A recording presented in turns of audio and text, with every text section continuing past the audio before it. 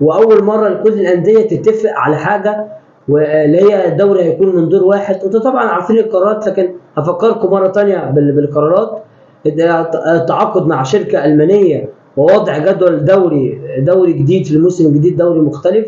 وطبعا الشركه الالمانيه دي ماسكه اقوى دوريات في اوروبا، ابرزها دوري ابطال اوروبا طبعا.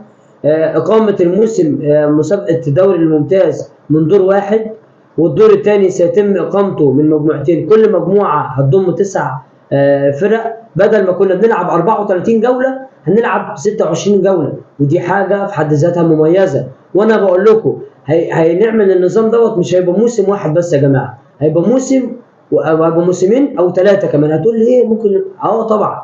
على فكره القرار ده مميز جدا، وهيفيد اكتر حاجه هيفيد فيها منتخبنا الوطني طبعا. هيفيد طبعا منتخب مصر، حسام حسن هيضم اللعيبه، هيلاقي اللعيبه كلها مش مرهقين،